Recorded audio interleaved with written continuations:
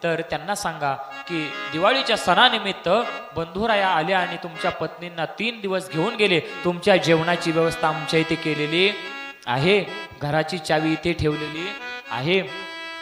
परंतु महाराज गोस्वामीजींचं प्रेम एवढं होतं पत्नीवरती, गोस्वामीजींना राहवलं नाही. गोस्वामी तुलसीदासजी पत्नीकडे निघाले.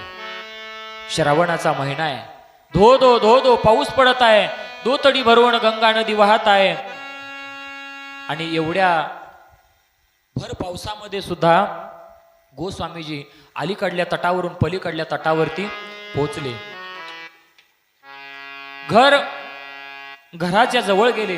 पत्नी राहायला दुसऱ्या मजल्यावरती.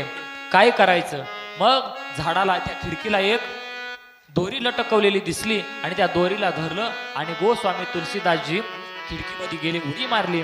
पाहतात तर आपली पती आलेले पाहिलं रत्नावलीने आणि रत्नावली पतीला विचारते, का हो मालक, एवढा दम निघला नाही का माझ्याशिवाय तुम्हाला? अहो किती प्रेम करता माझ्यावरती, एवढं कुठं प्रेम असतं का?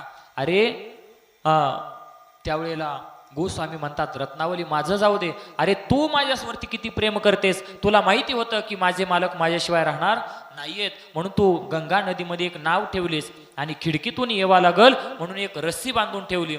त्यावेळेला महाराज रत्नावलीला आश्चर्य वाटलं, अरे मी तर असं काहीच केलं नाही.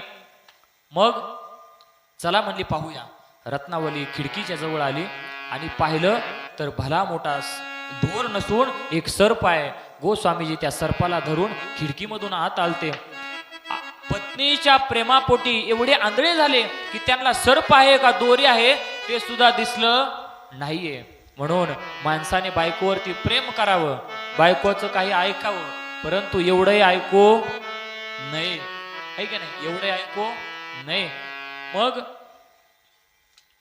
त्या ठिकाणी पुढे निघाले, गंगा नदीवरती आले आणि गंगा नदीवरती पाहिलं तर नाव नसून त्या ठिकाणी काय होतं तर एक प्रेत होतं. ऐका, तुम्ही इकडे लक्ष द्या, बाकीच्यांकडे लक्ष द्यायचं नाही. तर गंगा नदीवरती एखादी नाव नव्हती तर काय होतं तर मेलेल्या माणसाचं प्रेत होतं. आणि गोस्वामी तुलसीदासजी त्या प्रेतावरती बसून नदीच्या अलीकडल्या कडेला आलते.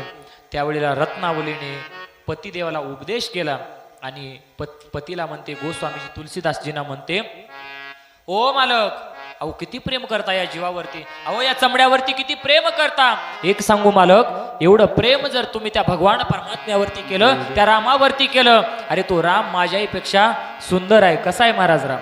रामाचं रूप कसं आहे? सावळे रूपडे चोरटे चित्ताचे, उभे पंढरीचे विटेवरिया.